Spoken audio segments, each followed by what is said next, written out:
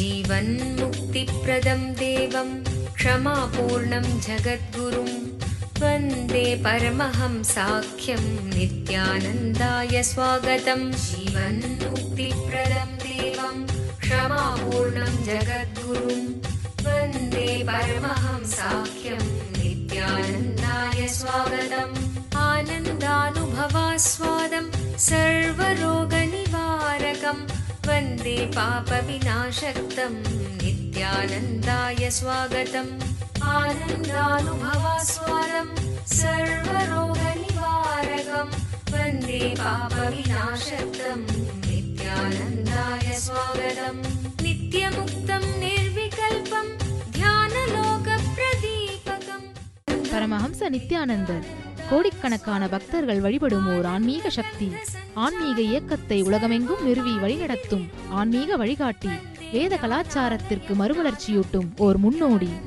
ஆன்மீக நகரமாம் திருவண்ணாமலையில் அவதரித்த அவதார புருஷர். இவர் பிறவியால் ஒரு யோகி. ஆன்மீக ஆய்வு பயணங்களை துணிச்சலோடு மேற்கொள்ளும் நவீன கால குருநாதர். தெய்வீக ஆற்றலின் அடையாளம். கோடிக்கணக்கானவர்களுக்கு உத்வேகமளிக்கும் ஆனந்த சக்தி. யோக அறிவியலின் உள்ளார்ந்த சத்தியங்களை தம்முள் கண்டுணர்ந்த யோக புருஷர். மெய்ஞானத்தை விஞ்ஞான ரீதியாக ஆராய்ச்சி செய்யும் மெய்ஞான விஞ்ஞானி. ஞானமருளும் வாழும் குருநாதர். கோடிக்கணக்கான சீடர்களால் பின்பற்றப்படும் ஞான குரு. ஞான களஞ்சியம். ஆனந்தத்தை தம் சிரிப்பால் பகிரும் ஆன்மீக பேரலை. ஈடு இணையற்ற தீட்சையளிக்கும் அவதார சக்தி. ஆனந்த வாழ்விற்கு தேவையான அனைத்து ஜீவன் முக்த சத்தியங்களையும் வெளிப்படுத்தும் சத்குருநாதர். வாருங்கள், உங்களால் மறக்க முடியாத ஆன்மீக அனுபூதியை பெறுங்கள்.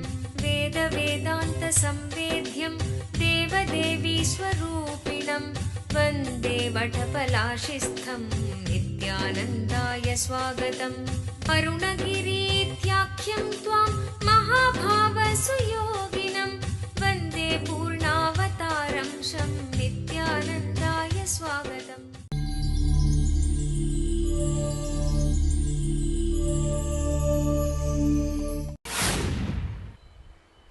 பக்தி கலியுகத்திற்கான தீர்வு. பக்தி இல்லாமல் செய்யப்படுகின்ற செயல் வெறும் கர்மம்.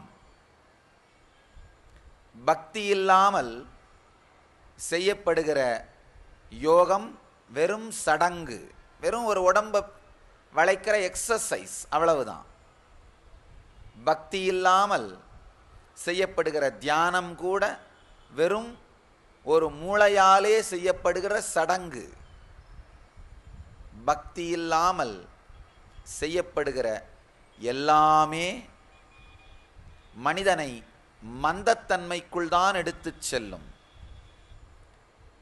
வாழ்க்கையினுடைய சாரம், வாழ்க்கையினுடைய ருசி பக்தி மலரும் பொழுதுதான் நிகழ்கின்றது. நல்லா ஆழ்ந்து புரிந்து கொள்ளுங்கள் சில ரகசியங்களை. பக்தி இல்லாமல் வெறுமனே செய்யப்படுற செயல் போரடிக்க ஆரம்பிச்சிடும். மீண்டும் மீண்டும் மீண்டும் அதே ஆஃபீஸ், அதே வீடு, அதே கார், அதே வீட்டுக்கார், அதே லைஃப்.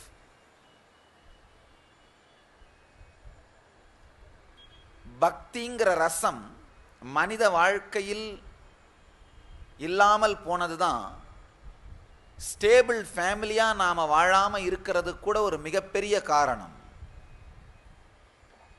நாம் ஸ்டேபிள் ஃபேமிலியாக இல்லாமல் போனதுக்கு கூட ஒரு பெரிய காரணம் பக்தி ரசம் வாழ்க்கையில் இல்லாமல் போனது. ஏன்னா பக்தி ரசம் உள்ள இல்லைன்னா வெளியில் இருக்கிற எல்லாம் போரடிக்க ஆரம்பிக்கும்.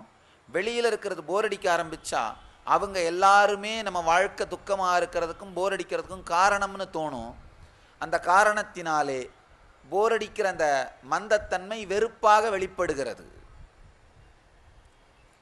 உள்ளுக்குள்ள மனசுக்குள்ள பக்தி இருக்குமானால் வாழ்க்கை போரடிக்காது, பாரமாக இருக்காது.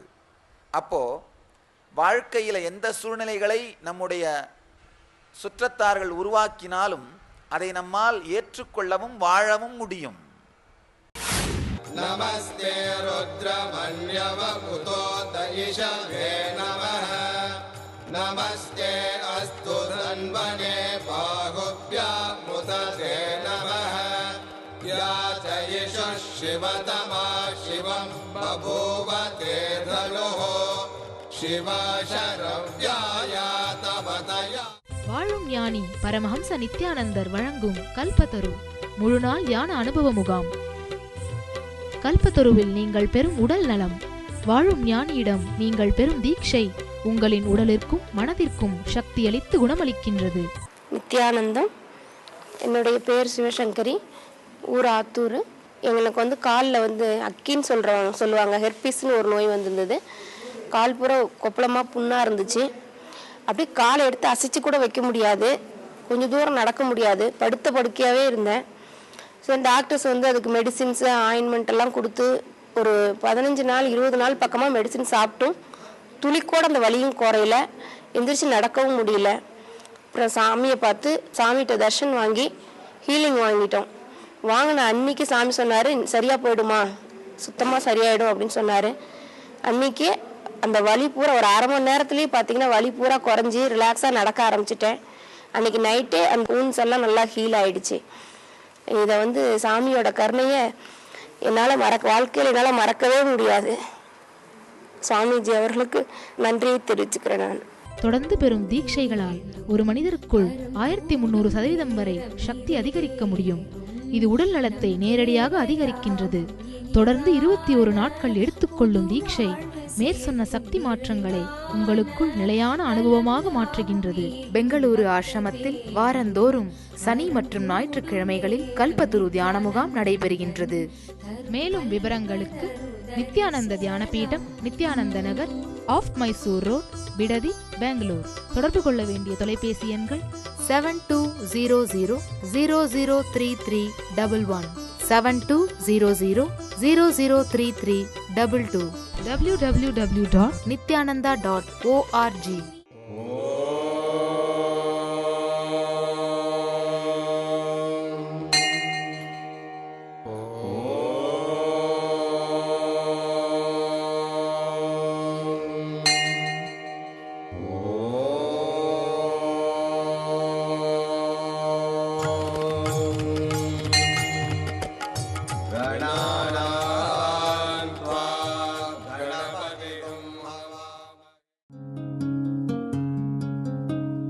ब्रह्ममुरारिसुरार्चितलिङ्गं निर्मलभाषितशोभितलिङ्गं जन्मजदुःखविनाशकलिङ्गं जन्मजदुःखविनाशकलिङ्गं तत्प्रणमामि नित्यानन्दलिङ्गम्. ॐ नमो भगवते रुद्राय.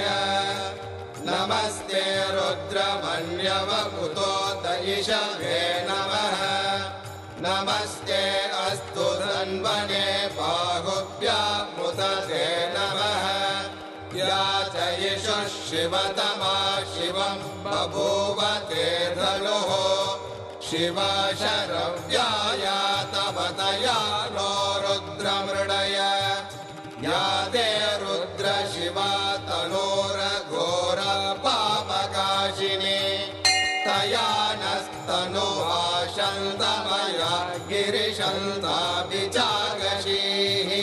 या विशृङ्गिरिशन्तहस्ते विभष्ट्यस्तवे शिवाङ्गिरित्रतां गुरुमाहि पुंसेः पुरुषं जगते. शिवेन वचसा त्वा गिरिशाच्छा वदामसि. यथा नः सर्वमिज्जगदयक्ष्मगुं सुमना असत्. अद्य वोचदधिभक्ता प्रथमो दैव्यो विशगे. अहीहश्च सर्वान् जम्बयन् सर्वाश्च यादुत्राण्यः. असौ यस्ताम्रो अरुणपुतभभ्रस्सु मङ्गलः. ये चेमागुं रुद्रा अभितो दिक्षु श्रुता सहस्रशो वै शागुं हेडयीमहे. असव्यो वसर्पति नीलग्रीवो विलोहितः. उदैनं गोपा अदृशन्नदृशन्नुदहार्यः.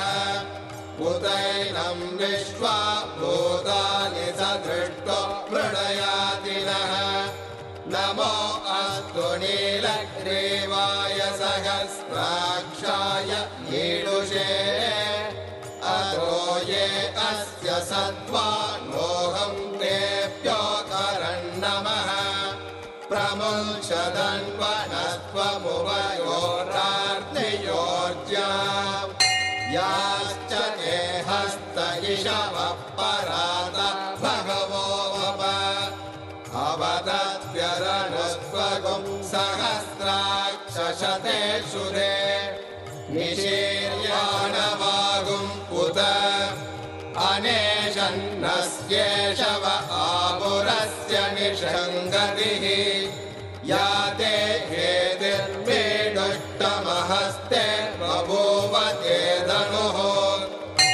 तयास्मान् विश्वतस्त्वमयक्ष्मया परिभुज नमस्ते अस्त्वायुधायानातताय धृष्णवे उभाभ्यामुदते नमो बाहुभ्यां तव धन्वने परिधे धन्वनो हेतिरस्मान् दृढक्तो विश्वतः असो यिषुधिस्तवारे अस्मन्निधेहितम् नमस्ते अस्तु भगवन् विश्वेश्वराय महादेवाय त्र्यम्बकाय त्रिपुरान्तकाय त्रिकाग्निकालाय कालाग्निरुद्राय नीलकण्ठमृत्युञ्जयाय सर्वेश्वराय सदा शिवाय शङ्कराय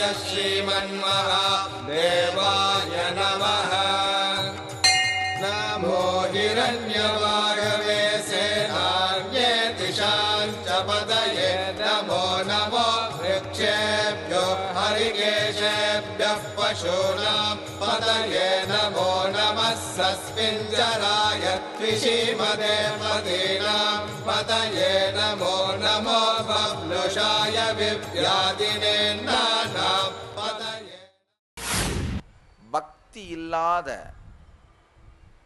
குடும்பங்கள் பார்த்தீங்கன்னா ஸ்டேபிளான ஃபேமிலியாக இருக்கிறது இல்லை.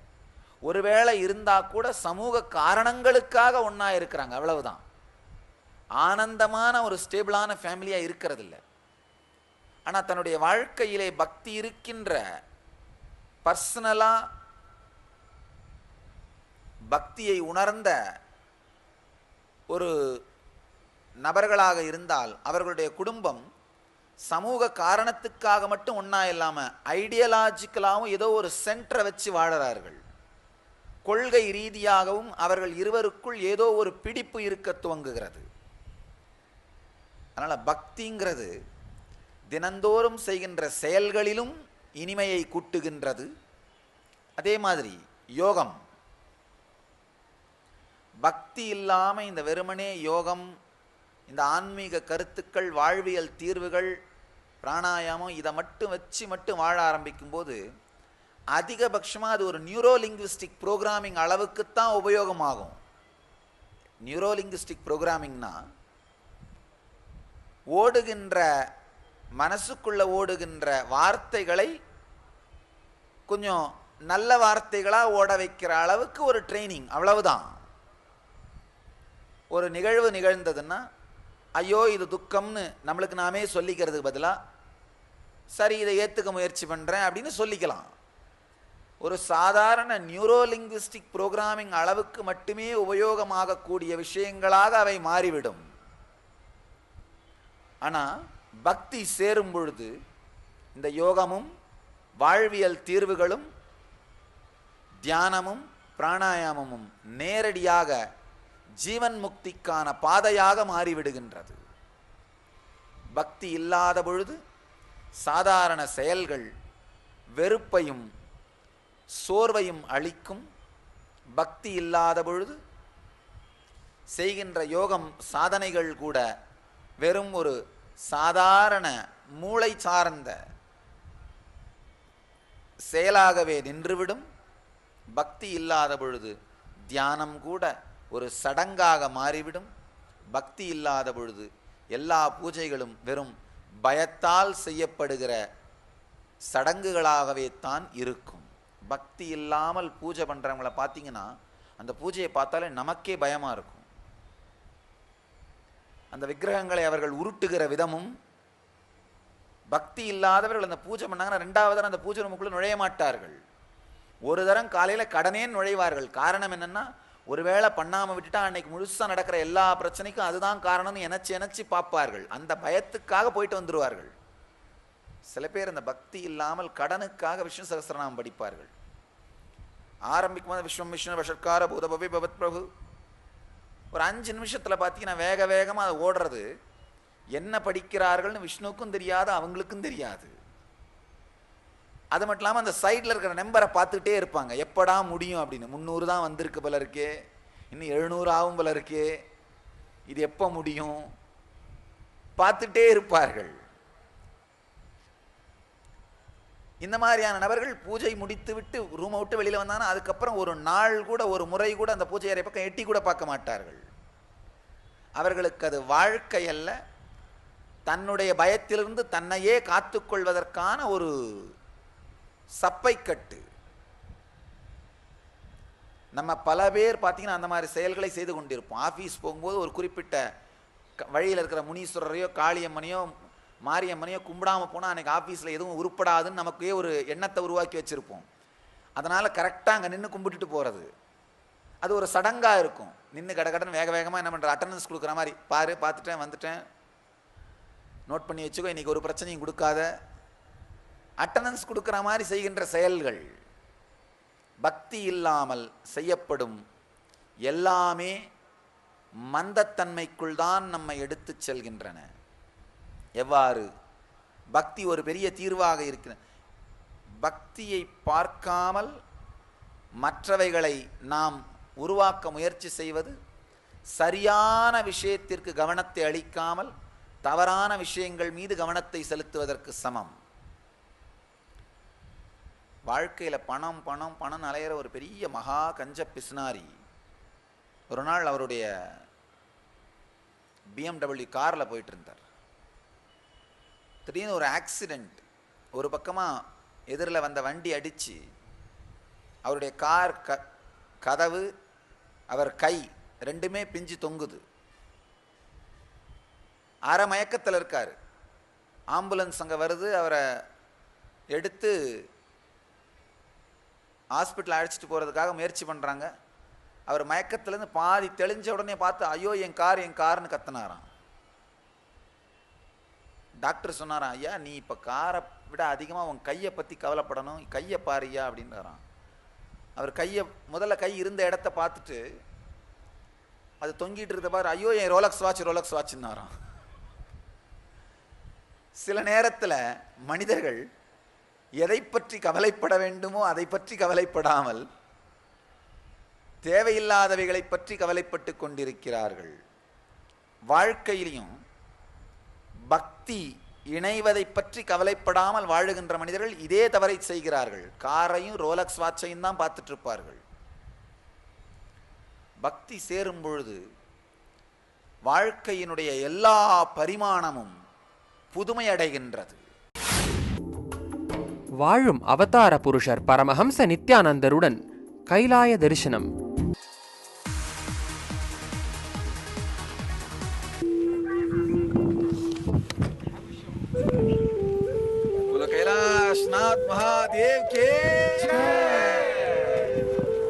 பஞ்சம் முழுமைக்கும், உலகம் முழுமைக்கும், மனித இனம் முழுமைக்கும் தன் உணர்வை திறந்து வைப்பவர்கள், தன்னை திறந்து வைப்பவர்கள் வாழுகின்ற வாழ்க்கை பக்தி வாழ்க்கை, ஜீவன் முக்த வாழ்க்கை.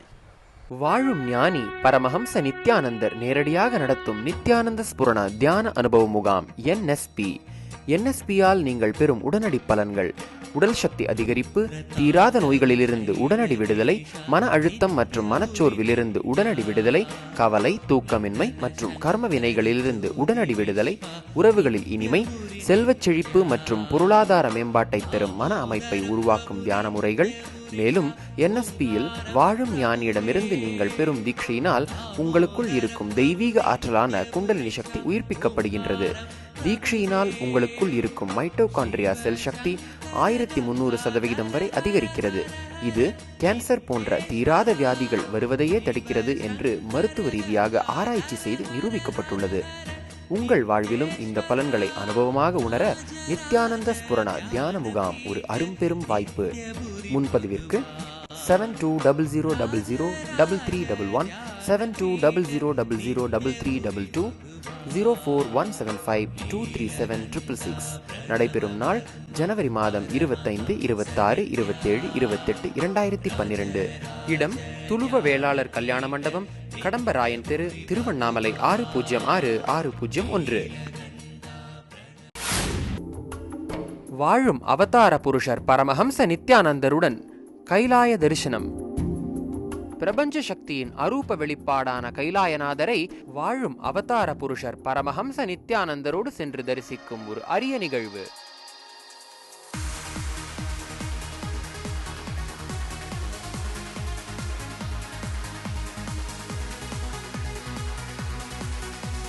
கைலாயம் பிரபஞ்ச சக்திகளின் சங்கமம். கண்கள் இருக்கும் ஒவ்வொரு மனிதரும் ஒரு முறையாவது தரிசிக்க வேண்டிய புண்ணியஸ்தலம் கைலாயம். தன்னுடைய ஆற்றலை, எல்லையில்லா அதிசயங்களை, தன்னுடைய மகிமையை உணர்த்த பிரபஞ்சம் விடுக்கும் அறிக்கைதான் இந்த கைலாயம்.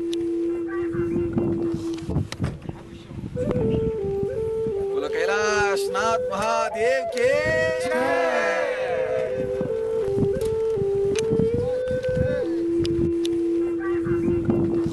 எம்பிரான் ஈசன் பிரபஞ்ச பேருணர்வின் ரூப வெளிப்பாடாகவும் அன்னை பார்வதி தேவி பிரபஞ்ச பேருணர்வின் சக்தி வெளிப்பாடாகவும் இணைந்து தங்களை தொடர்ந்து வெளிப்படுத்துகிறார்கள்.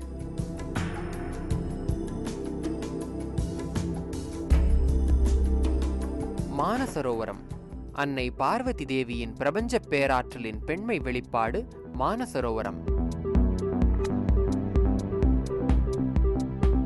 மானசரோவரம் கங்கை, யமுனை, சரஸ்வதி, பிரம்மபுத்திரா ஆகிய நதிகளின் தாய். 90 கிலோமீட்டர் பரப்பளவு கொண்டது. இந்த புனித தீர்த்தத்தில் மூழ்கி எழுவதே பெரும் புண்ணியத்தை சேர்க்கும்.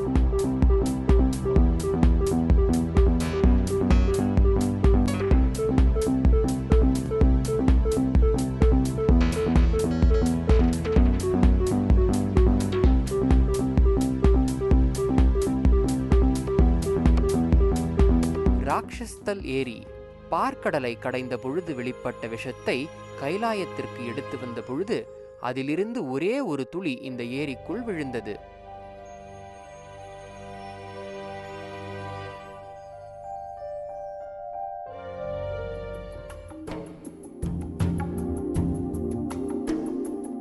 யமத்வார் சிவபக்தனான மார்க்கண்டேயனின் உயிரை யமன் தன் பாசக்கயிற்றால் கட்டி சிறைப்படுத்தி இழுத்துச் செல்ல முயற்சித்த பொழுது அதை தடுத்து நிறுத்திய ஈசன் யமதர்மராஜனுக்கு இனி நீ இந்த எல்லையை தாண்டக்கூடாது என்று கட்டளை விடுத்தார்.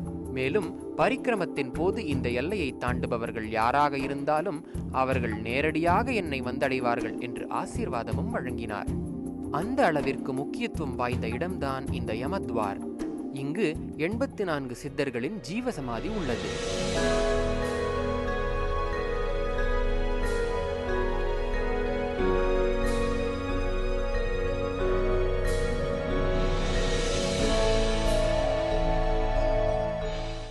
அஷ்டபத் இங்குதான் கைலாயத்தை மிக அருகில் சென்று தரிசிக்கும் பாக்கியம் கிடைக்கிறது. பிரபஞ்சத்தை காக்கும் அஷ்ட காவல் சக்திகள் பிரபஞ்சத்தின் 8 திசைகளையும் இங்கிருந்து காப்பதாகச் சொல்வார்கள். கைலாயத்தை போன்ற சக்தி ஸ்தலத்தை உங்கள் வாழ்வில் வெறுமனே சென்று தரிசிப்பதே பெரும் புண்ணியத்தை சேர்க்கும். ஒரு வாழும் அவதார சக்தியோடு சென்று இப்படிப்பட்ட புண்ணியஸ்தலத்தை தரிசிப்பதும், சத்குருவின் சாநித்தியத்தில் தியானிப்பதும், அவரிடமிருந்து தீட்சை பெறுவதும் உங்கள் எல்லா கர்மங்களையும் கரைத்து வாழும்போதே உங்கள் ஜீவனுக்கு முக்தியை அளித்து உங்களை பிறவிக்கடலில் இருந்து விடுவித்து உங்களுக்குள் நிரந்தரமான ஆனந்த உணர்வை அனுபவமாக்குகிறது. அளப்பரிய சக்தியை வெளிப்படுத்தும் கைலாயநாதரை வாழும் ஒரு அவதார புருஷரோடு உங்கள் வாழ்நாளில் சென்று தரிசிக்கும் ஒரு அருமையான வாய்ப்பை நழுவ விடாதீர்கள்.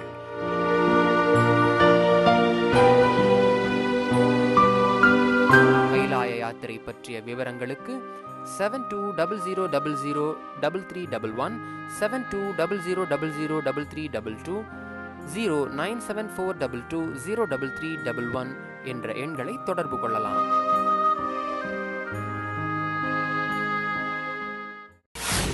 ராமானுஜர்ட்ட ஒருத்தர் போய் கேட்குறாரு, சாமி நான் ஞானம் அடையணும், உயர்கதி அடையணும், ஏதாவது வழி சொல்லுங்கள். ராமானுஜர் கேட்குறாரு, வாழ்க்கையில் எப்போவாவது ஏதாவது ஒரு பொருள் மேலேயோ அல்லது நபர் மேலேயோ உனக்கு ஆழமான காதல் வந்திருக்காப்பான்னு கேட்குறாரு. ஆமாம், ஐயோயோ இல்லவே இல்லை, நான் கட்ட பிரம்மச்சாரி, எந்த நபர் மேலேயும் எனக்கு காதல் வந்ததில்லை, நான் பற்றே இல்லாதவன், எந்த பொருள் மேலேயும் எனக்கு ஈர்ப்பே வந்ததில்லை. அப்போ அவர் சொல்கிறார், அவனுக்கு பக்தி வராது போடா அப்படின்னுறாராம்.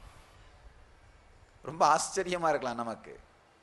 ரொம்ப அழகாக சொல்கிறாராம், எப்போவாவது ஒரு முறையாவது தன்னை மீறி நம்மை பற்றி நம்ம ஒரு கருத்தை வச்சுட்டு ரொம்ப ஸ்டடியாக ரிஜிடாக இருப்போம், அட்டென்ஷன்லேயே இருப்போம், மனதளவில் அட்டென்ஷன்லேயே இருப்போம். அந்த மாதிரி உணர்வில் இருந்து அதனால தான் சில நேரத்தில் சிரிக்க கூட தயங்குவோம். சாமி நிறைய பார்த்துருக்கேன்.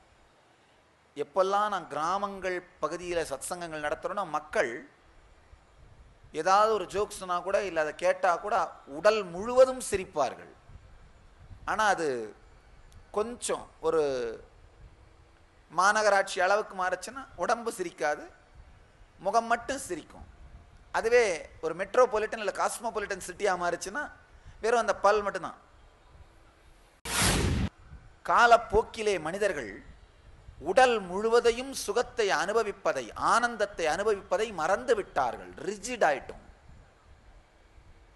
ஸ்ட்ரெஸ்ஃபுல்லாக வாழ்ந்து வாழ்ந்து. இன்னொன்று, சிரிச்சாலே யாராவது நம்மளை ஏமாத்திடுவார்கள்னு நினைக்கிறது.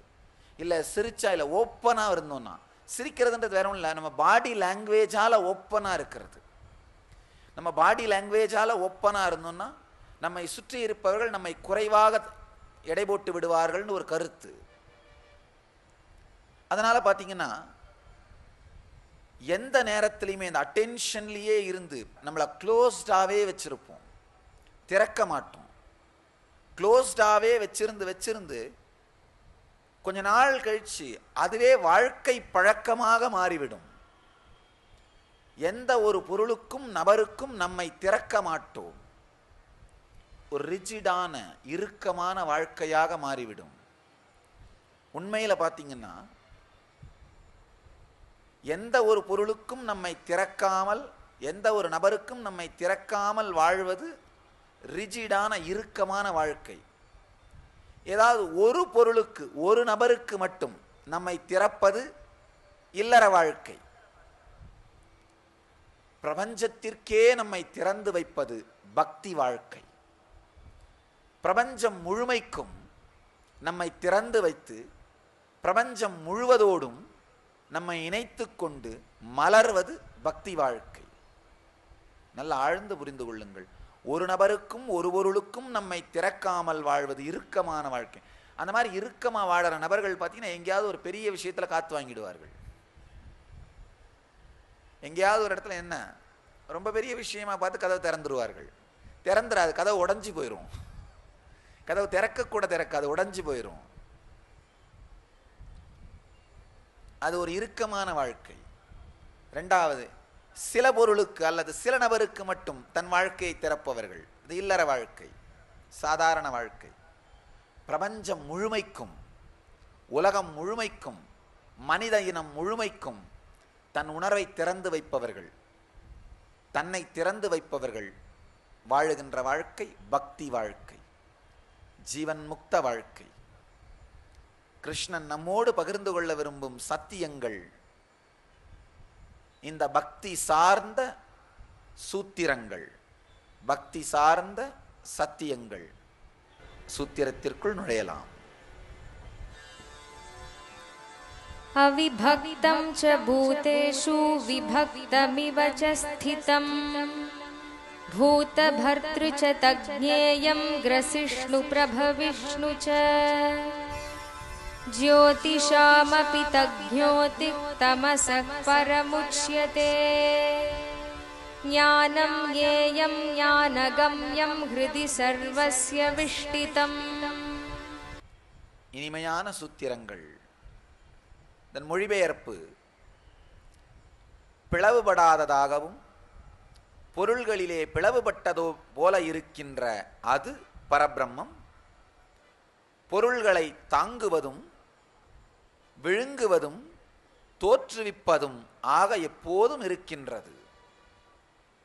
ஒளிக்கெல்லாம் ஒளியாகி இருளுக்கு அப்பாற்பட்டு அறிவும் அறியப்படு பொருளும் அறிவால் அடையப்படுவதுமாகிய அது எல்லோருடைய உள்ளத்திலும் சிறப்பாக விளங்குவது. பக்தி நமக்குள்ள மலரணும்னா அடிப்படையாக சில சத்தியங்கள் நமக்கு உணர்த்தப்பட்டாக வேண்டும், சில சத்தியங்கள் நமக்குள் உணரப்பட்டாக வேண்டும். அந்த அடிப்படையான சத்தியங்களை இறைவன் இங்கு துவங்குகின்றார். நம்மளாம் நினைக்கலாம், பக்தி நம்முடைய வாழ்க்கையில நேரடியா என்ன விதத்துல உபயோகமாகுதுங்க சுவாமிஜி? ஆழ்ந்து புரிந்து கொள்ளுங்கள். ஒரு இளைஞனோ அல்லது இளம்பெண்ணோ தன்னை அறியாமல் தன்னுடைய உணர்வையோ மனதையோ யாருக்காவது திறந்தால் பார்த்தீங்கன்னா அந்த சில நாட்களுக்கு எல்லாமே வசந்தமா தெரியும். காரணமில்லாத ஒரு ஹை எனர்ஜி இருக்கும், காரணமில்லாத ஒரு ஹை எக்ஸ்பீரியன்ஸ் இருக்கும், காரணமில்லாத ஒரு உள்ள மகிழ்வு இருக்கும். அதனால தான் பச்சை ரொம்ப ஆழமான பச்சையா தெரியும், ரோஜா ரொம்ப ஆழமான ரோஜாவா தெரியும், சுத்தி இருக்கிற எல்லாமே ரொம்ப விளக்கமா வெளிச்சமா தெரிகிற மாதிரி இருக்கும். சுத்தி இருக்கிற எதுவுமே மாறல, நம்முடைய கண்ணினுடைய தீர்க்கத்தன்மை மாறிவிடுகின்றது. இருக்கும் பொழுதே உடம்பும் மனசும் இல்லாம வாழ கத்துக்கிட்டீங்கன்னா அது இல்லாதப்பவும் பரபரன்னு இருக்காது. நெருங்கியவருடைய மரணங்கிறதே வேற ஒன்றும் இல்லைங்க, அவங்களுடைய ஒரு பாகம் இறக்குது. வாழும் ஞானி பரமஹம்ச நித்யானந்தர் வழங்கும் கல்பத்தரு முழுநாள் தியான அனுபவ முகாம். கல்பத்தருவில் நீங்கள் பெறும் மனவளம், தீட்சையினால் உயிர்ப்பிக்கப்படும் குண்டலினி சக்தியின் அளப்பரிய ஆற்றலால் உலக அளவில் மனிதர்களை தாக்கும் மனோரீதியான நோய்களான மன அழுத்தம், மனச்சோர்வு, தூக்கமின்மை, பயம் மற்றும் பயத்தாக்குதல் ஆகிய பிரச்சனைகள் 100% குணமடைகிறது என்பது மருத்துவ ரீதியாக நிரூபிக்கப்பட்டுள்ளது. கல்பத்தரு தியான முகாமில் இந்த அதிசயத்தின் ஆழமான அனுபவத்துளி உங்களுக்குள்ளும் நிகழ்கின்றது. இந்த பலன்களை நேரடியாக பெற கல்பத்தரு தியான முகாமில் சந்திப்போம்.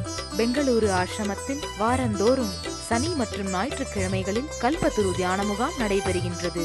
மேலும் விவரங்களுக்கு நித்யானந்த தியான பீடம், நித்யானந்த நகர், ஆஃப் மைசூர் ரோட், பிடதி, பெங்களூர். தொடர்பு கொள்ள வேண்டிய தொலைபேசி எண்கள் 7200003311, 7200003322, www.nityananda.org. இந்த மாதிரி நம்முடைய உணர்வை திறக்கும் பொழுது நம்மை சுற்றி இருக்கின்ற விஷயங்கள் மாறும். இதுல ஒரு பெரிய பிரச்சனை என்னன்னா, சாதாரண ஒரு மனிதன் ஒரு ஆணையோ பெண்ணையோ நோக்கி இந்த உணர்வு திறக்கும் பொழுது துரதிர்ஷ்டவசமா இதே உயர் உணர்வில் உங்களாலோ அல்லது அவராலோ உங்களை வைத்திருக்க முடியாது. அதே உயர்ந்த உணர்வுல தொடர்ந்து அந்த நபராலே உங்களை வைத்திருக்க முடியாது, உங்களாலும் இருக்க முடியாது. உடனே என்ன பண்றோம், அந்த உணர்வுல இருந்து கீழே விழுந்துடுறோம். விழும்பொழுது என்ன நினைக்கிறோம், அந்த எதிர் நபர் உங்களை ஏமாத்திட்டு தான் நினைக்கிறோம். ஆழ்ந்து புரிந்து கொள்ளுங்கள் வாழ்க்கையினுடைய சில ஆழமான சத்தியங்கள். அந்த எதிர் நபர் உங்களை ஏமாற்றவில்லை, உங்களால் அந்த உயர் உணர்விலே இருக்க முடியவில்லை.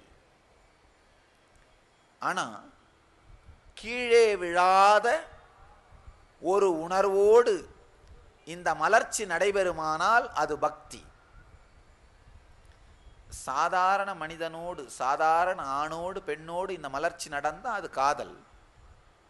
மிக உயர்ந்த பொருளோடு, கீழே விழாத பொருளோடு அந்த உணர்வு மலர்ச்சி நடக்குமானால் அது பக்தி.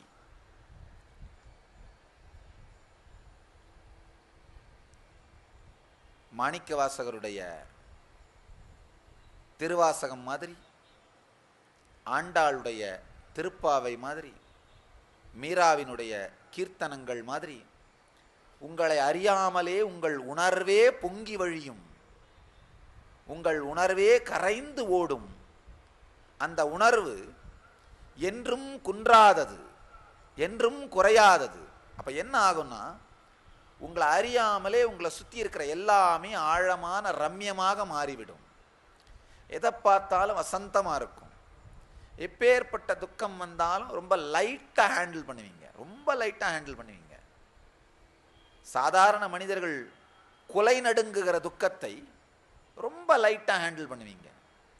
இந்த லைட்டான பீயிங்கை கேரி பண்ணுறது, லைட்டான பீயிங்கோட வாழறது, எளிமையாக இருக்கிறது அப்படிங்கிற அந்த உணர்வு உங்களுக்குள் மலர துவங்கிவிடும்.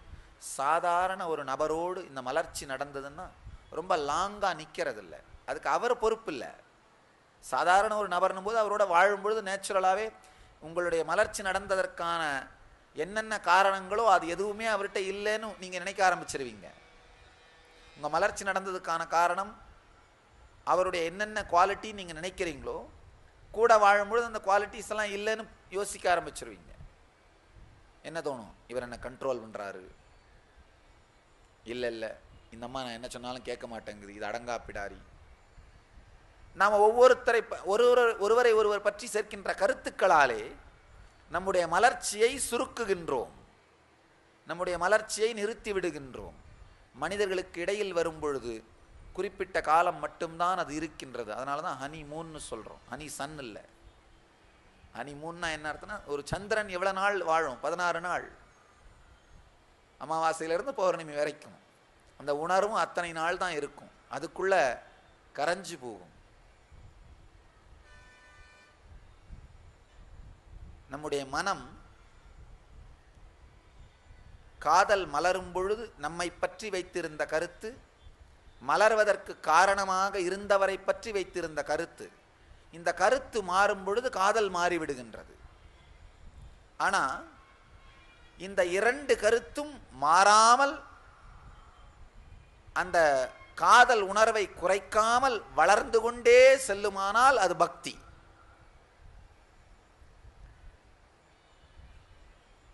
இந்த மலர்ச்சி இறைத்தன்மையை நோக்கி நடக்குமானால் தொடர்ந்து நீங்கள் உங்களை பற்றி வைத்திருக்கும் கருத்து, அந்த பொருளை பற்றி வைத்திருக்கும் கருத்து ரெண்டும் மாறிக்கிட்டே வரும், உயர்ந்துக்கிட்டே போகும், தாழ்ந்துக்கிட்டே வராது, உயர்ந்துக்கிட்டே போகும். அப்போ என்ன ஆகும்னா, இயற்கையிலேயே அந்த மலர்ச்சியும் உயர்ந்து கொண்டே செல்லும், குறைவது கிடையாது. வாழும் ஞானி பரமஹம்ச நித்யானந்தர் வழங்கும் கல்பத்தரு முழுநாள் தியான அனுபவ முகாம். கல்பத்தருவில் உங்களுக்குள் உயிர்ப்பிக்கப்படும் குண்டலினி சக்தி. குண்டலினி சக்தி என்பது உங்களுக்குள் இருக்கும் தெய்வீக உள்ளார்ந்த ஆற்றல். உங்கள் வாழ்வில் எல்லா வளங்களையும் அருளும் குண்டலினி சக்தியை உயிர்ப்பிக்கச் செய்வதன் மூலம் உங்கள் வாழ்வில் மிக உயர்ந்த ஆன்மீக அனுபவங்களை அனுபூதியாக பெறுவதற்கு தேவையான சக்தியையும் புத்தியையும் விழிப்படையச் செய்ய முடியும். குண்டலினி சக்தியை உயிர்ப்பிக்கச் செய்யும் அரிய நிகழ்வை உங்களுக்குள் நிகழ்த்தும் தருணம்தான் சத்குருநாதர் அளிக்கும் தீட்சை. கல்பத்தரு தியான முகாமில் இந்த சக்தி வாய்ந்த தீட்சையை பெறுகிறீர்கள். பெங்களூரு ஆசிரமத்தில் வாரந்தோறும் சனி மற்றும் ஞாயிற்றுக்கிழமைகளில் கல்பத்தரு தியான முகாம் நடைபெறுகின்றது. மேலும் விவரங்களுக்கு நித்யானந்த தியான பீடம், நித்யானந்த நகர், ஆஃப் மைசூர் ரோட், பிடதி, பெங்களூர். தொடர்பு கொள்ள வேண்டிய தொலைபேசி எண்கள் 7200003311, 7200003322, www.nityananda.org.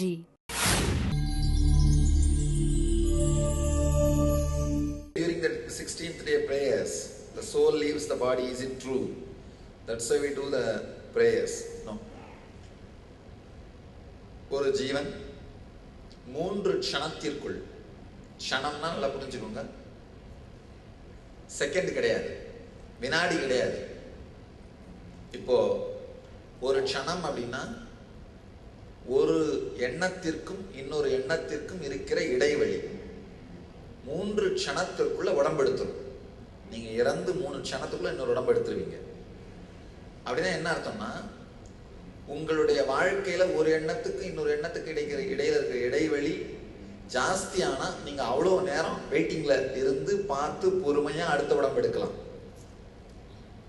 ஒரு எண்ணத்துக்கு இன்னொரு எண்ணத்துக்கு இடைவெளி உங்களுக்கு 100 வருஷமா கூட நீங்க மாத்திக்க முடியும். மாத்திக்கிட்டீங்கன்னா 300 வருஷம் பொறுமையா இருந்து சரியான அப்பா அம்மா தேர்ந்தெடுத்து, சரியான ஊரை தேர்ந்தெடுத்து, சரியான இடத்தை தேர்ந்தெடுத்து பிறக்கலாம். ஆனா ஒரு எண்ணத்துக்கும் இன்னொரு எண்ணத்துக்கும் உங்களுக்கு இடையில இருக்கிற இடைவெளி உங்களுக்கு அரை செகண்டாவது என்ன பண்ண முடியும்? நல்லா புரிஞ்சுங்க, ஒரு பெரிய சயின்ஸ்.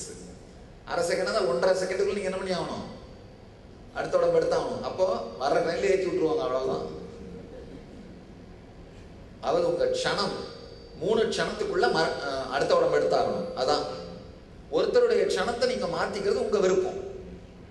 அதனாலதான் என்ன சொல்றேன், வாழும் பொழுதே உங்க க்ஷணத்தை அகலமாக்கிக்கோங்க. க்ஷணத்தை அகலமாக்குறதுக்கு பேர் தான் தியானம். உங்களுடைய ஒரு எண்ணத்துக்கு இன்னொரு எண்ணத்துக்கு இடையில இருக்க இடைவெளியை அதிகமாக்குறது பேர் தான் என்ன? தியானம். இது அதிகமா இருந்ததுன்னா உடம்பை விட்ட அப்புறம் நீங்க பொறுமையா இருந்து பார்த்து தேவைப்பட்டதுன்னா உடம்பு எடுக்கலாம், இல்லை விட்டுறலாம் கூட இருந்து. அது உடம்பும் மனதும் இல்லாமல் உடம்பும் மனதும் இருக்கும் பொழுதே வாழ கற்றுக்கொள்வது. குதம்பை சித்தர் நம்ம சித்தர்ல ஒருத்தர் சொல்றாரு, செத்தாரை போலே திரியும் மெய்ஞானிக்கு கைத்தாளம் எதுக்கடி குதம்பாய் கைத்தாளம் எதுக்கடி. அதாவது இருக்கும் பொழுதே உடம்பும் மனசும் இல்லாம வாழ கத்துக்கிட்டீங்கன்னா அது இல்லாதப்பவும் பரபரன்னு இருக்காது. ஏன்னா இருக்கும் போதே இல்லாம இருந்து கத்துக்கிட்டோம். இருந்து திறந்து கத்துக்கிட்டதுனால அது இல்லாதப்போ ஒன்றும் பிரச்சனையா இருக்காது. ஆனா இருக்கும்போது அது இல்லாம வாழ்ந்ததே இல்லை. உடம்பும் மனசையும் விட்டுட்டு இருக்கிற நீங்க இருக்கிறது பேர் தான் எண்ணத்துக்கும் இன்னொரு எண்ணத்துக்கும் இடையில இருக்க இடைவெளி. உடம்பையும் மனசையும் விட்டுட்டே இருந்தது இல்லைன்னா அப்ப என்ன பண்ணுவீங்க? உடம்பை விட்ட உடனே என்ன பண்ணி ஆகணும்? இன்னொரு உடம்பு எடுத்தாகணும். அதுதான் ஒரு உடம்புக்கும் இன்னொரு உடம்புக்கும் இடையில இருக்கிற இடைவெளி நீங்கள் நிர்ணயித்துக் கொள்வது. 3 க்ஷணம். 3 க்ஷணத்தை எவ்வளவு வேணா நீங்க பெருசாக்கிக்கலாம், சின்னதாக்கிக்கலாம். அது யாருடைய விருப்பம்? உங்களுடைய விருப்பம். மற்றபடி 16 நாள்லாம் கிடையாது. அந்த கர்மா பேகேஜ் டிரான்ஸ்ஃபர் ஆக தான் 16 நாள் ஆகும். சோல் போயிடும் உடனே. சோல் உடனே போயிடும். அந்த கர்மா பேகேஜ் டிரான்ஸ்ஃபர் ஆக தான் நீங்க அந்த பர்சனை மறந்து அவருக்கு வழி அனுப்பி அவரும் அந்த பர்சனும் உங்களை மறந்து அவருடைய வழியில் நடக்கிறது. இதுக்கு 16 நாள் ஆகுது. அதுக்கு தான் அந்த 16 நாள் செலிப்ரேட் பண்றீங்களே தவிர மற்றபடி அந்த இன்னொரு உடம்பு எடுக்கிறது உடனே நடக்கும். என்லைட்டன் ஆகாத எல்லாருக்குமே மெஜாரிட்டி 90% 3 க்ஷணம் 3 செகண்டுக்குள்ள நடந்துடும். ஏன்னா உங்களுக்குலாம் ஆவரேஜா ஒரு எண்ணத்துக்கு இன்னொரு எண்ணத்துக்கு நடுவில் இருக்க இடைவெளி 1 செகண்ட் தான் நடந்துடும். கொஞ்சம் தியானம் பண்ணி அந்த ஒரு எண்ணத்துக்கு இன்னொரு எண்ணத்துக்கு இடையில இருக்க இடைவெளி ஒரு 1 மணி நேரமா மாற்றி வச்சிருந்தீங்கன்னா ஒரு 1 மணி நேரம் எண்ணம் இல்லாமல் சாந்தமா உட்கார்ந்துருக்க முடியும். அப்படின்னா அப்போ 3 மணி நேரம் வெயிட் பண்ணுவீங்க. Death of a loved one, how do we handle that? It's more painful knowing about someone in your family rather than oneself dying. இந்த நெருங்கியவருடைய மரணம் எப்படி, அதை எப்படி ஹேண்டில் பண்றதுன்னு கேட்குறீங்க. நெருங்கியவருடைய மரணங்கிறதே வேற ஒன்றும் இல்லைங்க. உங்களுடைய ஒரு பாகம் இறக்குது. நீங்க உங்க உடம்பு மட்டும் கிடையாது, உங்க ஐடென்டிட்டி, உங்க பர்சனாலிட்டி. இப்போ நீங்க ராமன்னா உங்களுடைய அப்பா அம்மா அண்ணன் தம்பி உங்க உறவு, இந்த உறவுகளோட நீங்க வச்சிருக்கிற ஆனந்தம் சுக துக்கம் எல்லாம் சேர்ந்துதான் நீங்க. அதுல உங்களுடைய ஒரு பாகம் இறக்கின்றது. அதனாலதான் உங்களுக்கு அவ்வளவு துக்கமா இருக்கு.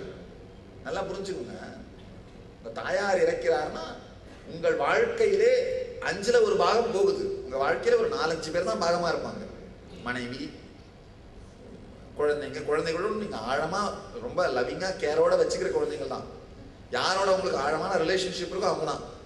நீங்கெல்லாம் ஆவரேஜா ஒரு 4 இல்ல 5 பேரோட தான் மேக்சிமம் உங்களுடைய ஃபீலிங் லெவல் ரிலேஷன்ஷிப் இருக்கும்.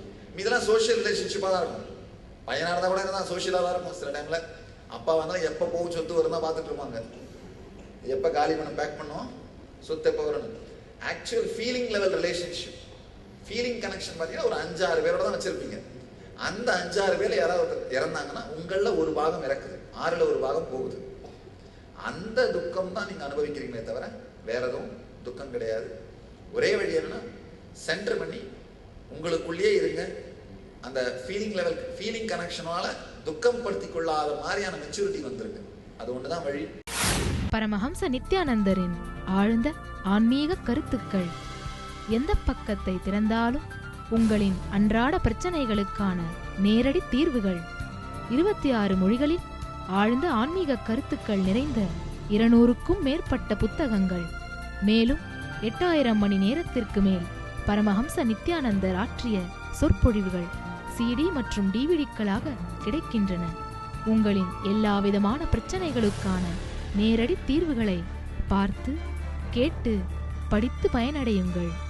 புத்தகங்கள் கிடைக்கும் இடம் நித்யானந்த தியானபீடம், நித்யானந்தபுரி, கிரிவலப்பாதை, திருவண்ணாமலை 606604 www.nityananda.org. தொடர்பு கொள்ள வேண்டிய தொலைபேசி எண்கள் 7200003311, 7200003322, www.ngalleria.com. Guru, what is the connection with the thought and the death? டெத்துங்கிறது உடல் மரணம் அடைகிறது, தாட் அப்படிங்கிறது மனம் சம்பந்தப்பட்டது. What is the connection with one thought and other thought? ஒரு எண்ணத்துக்கு இன்னொரு எண்ணத்துக்கு என்ன கனெக்ஷன் கேட்குறீங்க? கனெக்ஷனே கிடையாது. ஒரு எண்ணத்துக்கு இன்னொரு எண்ணத்துக்கும் கனெக்ஷனே கிடையாது. மரணம் எதனால் ஏற்படுகிறது? எதனால் ஏற்படுகிறதுனா, இப்போ ராத்திரி டயர்டானவொடனே தூங்கி ரெஸ்ட் எடுத்துட்டு திரும்ப வரும், நல்ல புது உடம்பா எடுத்துட்டு வரீங்க இல்லையா? டயர்டான உடம்பு படுக்க போட்டு ஃப்ரெஷ்ஷான உடம்பு காலையில் எடுத்துட்டு வரீங்க இல்லையா? அதே மாதிரி தான் நொந்து உடம்பு ரொம்ப நொந்து போயிருச்சுன்னா தூக்கத்துல போட்டு ரிப்பேர் பாத்திர முடியாத உடம்புன்னா மரணத்துல போட்டு புது உடம்பு எடுத்துட்டு வரீங்க. இப்போ லோக்கல் ஒர்க் ஷாப்லேயே ரிப்பேர், ஒரு வெறும் டயர் பஞ்சர்னா என்ன பண்ணுவீங்க? லோக்கல் ஒர்க் ஷாப்ல கொடுத்து வண்டி ரிப்பேர் பண்ணி எடுத்துட்டு வந்துருவீங்க. ஆனா ஆக்சிடென்ட் ஆயிடுச்சுன்னா என்ன பண்ணுவீங்க? பெரிய ஒர்க் ஷாப் அனுப்பணும். அந்த மாதிரி தினம் டயர்ட் ஆகிறது வெறும் பஞ்சர் ஆகிற மாதிரி லோக்கல் ஒர்க் ஷாப் பெட்ரூம்லேயே போட்டு அதை ரிப்பேர் பார்த்து காலையில் எடுத்து வந்துருவீங்க. ஆனால் உடம்பு வயசாகிடுச்சுன்னா அது என்ன? ஆக்சிடென்ட் ஆயிடுச்சு, ஃபுல் ரிப்பேருக்கு அனுப்பணும், ஏன்னா ஓவராலிங்க்கு அனுப்பணும். உடனே என்ன பண்ணுறீங்க? எடுத்து போய் டம்ப் பண்ணிட்டு புது காராக வாங்கிட்டு வந்துடுறீங்க, புது வண்டியாக வாங்கிட்டு வந்துடுறீங்க. அதுதான், அவ்வளோதான், வேற ஒன்றும் இல்லை. ஆக்சுவலாக மரணங்கள் ரொம்ப சிம்பிளான, சட்டையை கட்டி போடுற மாதிரி இங்கே வேற ஒன்றும் கிடையாது. பழசாயிடுச்சுன்னா கட்டி போட்டு புதுசு போட்டுக்கிறோம், அவ்வளோதான். இன்னொரு முக்கியமான விஷயம் தெரிஞ்சுக்கோங்க, இந்த ஜென்மத்தில் ஒரு நல்ல முறையான இனிமையான மனிதனாக வாழ்ந்தீங்கன்னா கட்டாயமாக உங்களுக்கு அடுத்த ஜென்மம் மனுஷ ஜென்மம் தான், அதில் சந்தேகமே இல்லை. நீங்களா சூஸ் பண்ணீங்கன்னா மட்டும்தான் கீழ் ஜென்மம், இல்லைன்னா கீழ் ஜென்மம் கிடையாது. சில பேர் பயப்படலாம், எனக்கு அடுத்த ஜென்மம் என்னவா இருக்கும் தெரியலையே சாமி, பயப்படாதீங்க. நீங்களா சூஸ் பண்ணால் மட்டும்தான் கீழ் ஜென்மமே தவிர நீங்களா சூஸ் பண்ணாத வரைக்கும் மனுஷ ஜென்மம் தான். ஏன்னா மனுஷ ஜென்மத்தில் மட்டும் அந்த யோசிக்கிறது புத்தி அவேக்கன் ஆயிடுது. அதனால உங்களுக்கு வந்து சாய்ஸ் வந்து மேலதான், மேல் நோக்கி தான் இருக்கும், கீழ் நோக்கி இருக்காது. மரணத்தை வெல்ல முடியுமா? இதுதான் மரணம். நீங்க எதை நினைக்கிறீங்களோ அதை வென்றிட முடியும். அதிகமான சம்ஸ்காரங்கள் மரண வலியை கொடுக்கிறது என்றால் பச்சிளங்குழந்தை மரணத்தின் வலியை அனுபவிப்பதில்லை என்று அர்த்தமானு கேட்குறீங்க. குழந்தைகளுக்கு சம்ஸ்காரம் இல்லையேன்னு சொல்றீங்க. கிடையாது. 3 கர்மம் தெரிஞ்சுக்கோங்க. இது வரைக்கும் நீங்க எடுத்த எல்லா ஜென்மங்களோட கர்மங்களும் சேர்ந்ததுதான் ஆகாமியம்னு பேரு. எல்லா ஜென்மத்தில் நீங்க சேர்த்த மொத்த பேங்க் பேலன்ஸ் அது கடல் மாதிரி இருக்கும், அது ஆகாமியம். இல்ல அதுல அது பேர் வந்து சஞ்சித கர்மம்னு பேர். அதுதான் சஞ்சிதம். அது எல்லா ஜென்மத்திலையும் நீங்க சேர்த்தது சஞ்சிதம்னு பேங்க் மாதிரி கடல் மாதிரி இருக்கும். அது அந்த சஞ்சிதம் கடல்ல இருந்து இந்த உடம்பை எடுக்கிறதுக்காக ஒரு குறிப்பிட்ட கர்மத்தை எடுத்துட்டு வருவீங்க. இந்த உடம்பே ஒரு குறிப்பிட்ட கர்மத்தால தான் செய்ய முடியும். இந்த சுகம் இந்த துக்கம் இதெல்லாம் அடையணும்னு சொல்லி அந்த உடம்பை பண்ணுவீங்க. இந்த உடம்பை இப்போ பெரிய லோடு, ஆயிரக்கணக்கான லோடு களிமண் இருக்கு, அதுதான் சஞ்சிதம். இந்த உடம்பை செய்யறதுக்கு ஒரு புடி களிமண் எடுத்து செய்வீங்க, அதன் பேர் பிராரப்தம். இந்த உடம்பை செஞ்ச அப்புறம் இங்க வந்து சேர்த்துக்கிற அழுக்கு பேர் ஆகாமியம். 3 கர்மம் தெரிஞ்சுக்கோங்க. ஏற்கனவே அங்க இருக்கிற கர்மம் அதான் மொத்த ஸ்டாக் களிமண். அதுல இருந்து ஒரு கைப்பிடி களிமண் எடுத்து உங்க உடம்பை செஞ்சீங்கன்னா அந்த கைப்பிடிக்கு பேர் தான் என்ன? பிராரப்தம். இங்க வந்து இங்க மேல ஒட்டிக்கிறது அழுக்குது இல்லையா? எல்லா கர்மங்கள் இங்க வந்தோடனே நிறைய கர்மம் சேர்த்துப்பீங்க. இங்க வந்தோடனே என்ன பண்றீங்க? பக்கத்து வீட்டுக்கார ஏசி போட்டா நம்ம வீடு ஹீட் ஆயிடும். ஆனா அவங்கள மாதிரியே நம்மளும் வாழ்ந்தாங்க எல்லாம் பண்ண வேண்டியிருக்கு இல்லையா? இந்த மாதிரி சேர்த்துக்கிற கர்மங்களுக்கு பேரு ஆகாமியம். 3 கர்மம். குழந்தைகளுக்கு ஆகாமியம் தான் இருக்காது, ஆனா சஞ்சிதம் இருக்கும், பிராரப்தம் இருக்கும். நமக்கு மூணுமே இருக்கும். அதான் பிரச்சனை. சாமி கொடுக்குற அந்த ஞான கருத்துக்களை வச்சு வாழ்ந்தீங்கன்னா ஆகாமியம் போயிடும், அது சேக்கிற கர்மம் நின்று போயிடும். தொடர்ந்து தியானம் பண்ணீங்கன்னா பிராரப்தம் போயிடும். எந்த கர்மத்தால உடம்ப செஞ்சிருக்கீங்களோ அது கிளீன் ஆயிடும். ஞான குருவோட சாநித்தியத்தால சஞ்சிதம் போயிடும். குருவோட ஆசீர்வாதத்தில் மட்டும்தான் சஞ்சிதம் போகும். நல்லா புரிஞ்சுக்கணும். 3 கர்மத்தையும் அறுத்தீங்கன்னா முக்தி. 3 கர்மத்தையும் அறுக்க முக்தி.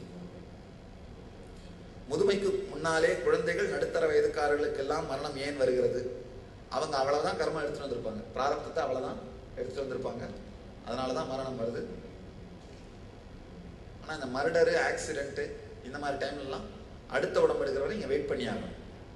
இப்போ 100 வயசு நீங்க இயற்கை வயசுன்னா 60 வயசுல மர்டர் ஆயிட்டீங்கன்னா அடுத்து 40 வயசு வெயிட் பண்ணி ஆகணும். 60 வயசுல இறந்து சூசைட் பண்ணிக்கிட்டீங்கனாலும் அடுத்த 40 வயசு வெயிட் பண்ணி ஆகணும். சூசைட் பண்ணிக்கிட்டா அடுத்த 40 வருஷம் நரகமா இருக்கும், மகா துக்கமா இருக்கும். மர்டர் ஆனா துக்கம் இருக்காது, ஏன்னா உங்க மேல தப்பு இல்லை, அதனால துக்கம் இருக்காது. ஆனா வெயிட் பண்ணி தான் ஆகணும். இயற்கை மரண நேரம் வரைக்கும் வெயிட் பண்ணி தான் ஆகணும். எக்காரணம் கொண்டு சூசைடை நினைச்சே பார்க்காதீங்க. உலகத்துல ஏதோ ஒரு பிடிக்கல, கொடுமையான சூழல் தான் சூசைடுக்கு போறாங்க. ஆனா இதை விட அது கொடுமையா இருக்கும் தெரியாம போறாங்க. சூசைட் பண்ண அப்புறம் எப்படி இருக்குன்னா அதெல்லாம் தெரிஞ்சுக்கோங்க. ஒண்ணுமில்ல, இப்போ உங்க கண்ணு முன்னாடி உங்களுக்கு பிடிச்ச உணவு அப்படியே இருக்கு, ஆனா அதை எடுத்து வாயில வைக்கிறதுக்கு நாக்கு இல்லை, கையும் இல்லை, எப்படி இருக்கும்? அந்த மாதிரிதான் இந்த உலகம் எல்லாமே உங்க முன்னாடி இருக்கும், ஆனா அது கூட தொடர்பு கொள்றதுக்கான 5 புலன்களும் உடம்பும் இருக்காது. ஏன்னா நீங்களே தான் அழிச்சுட்டீங்க, கடவுள் கொடுத்தது கொடுமையா இருக்கும். அதனால எக்காரணம் கொண்டும் சூசைடுங்கிற தாட்டே விட்டுருங்க, ட்ரை பண்ணவே பண்ணாதீங்க.